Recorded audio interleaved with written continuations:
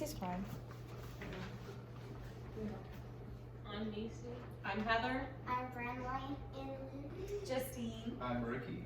Okay. One of the most controversial topics today is if the death penalty should be abolished. The death penalty is a government-sanctioned practice whereby a person is put to death by the state as a punishment for a crime. In 2018, the United States executed over 2,500 people for their crimes. The death penalty should be abolished because it can put innocent people at risk for the crimes they did not commit. Murder rates tend to also be low in the states where there is no death penalty, and it costs a lot in taxes to execute prisoners. There have been many accidents where during the death penalty, a state kills an innocent human charged wrongfully. Therefore, death penalty should be abolished because they could be killing the wrong person, and it is against human rights to kill. In the overview of the website Death Penalty Information Center, it goes on to state that the death penalty carries an inherent risk of executing an innocent person. Since 1973, more than 165 people have been wrongfully convicted and sentenced to death in the United States. This shows that no matter the trials these victims went through, they died innocently. In addition, with all the crimes we see on the news and other resources, one reason the death penalty should not happen is because when the government does not have cruel and unusual punishment, it is proven to decrease murder crimes.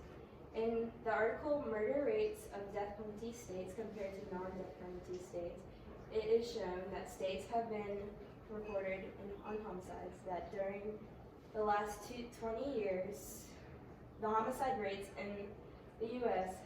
for death penalties have been 48% to 101% higher than in states without the death penalty. This indicates that without having the power to execute, states tend to have lower murder rates. On the contrary, following through with the death penalty shows how strict the state is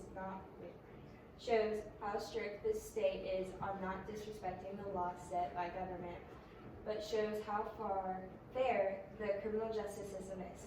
Because capital punishment is legal throughout the United States, federal government criminal justice system. Because the capital punishment is legal throughout the United States federal government criminal justice system, it shows that there is nothing wrong with having death penalty given out to murderers or other criminals.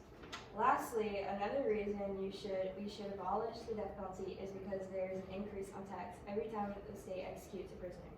In the article Death Penalty Costs, it states that in 2003 legislative audit in Kansas found an estimated cost of death penalties case was 70% more than the cost of a comparable non-death penalty case.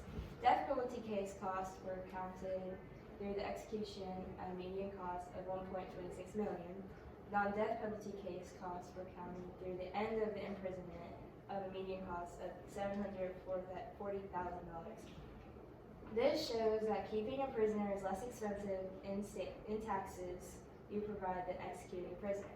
In conclusion, the death penalty should be abolished as it is not right to execute someone no matter their crimes. It can lead to more crimes in one state or city, and it can also kill innocent people and make your taxes high.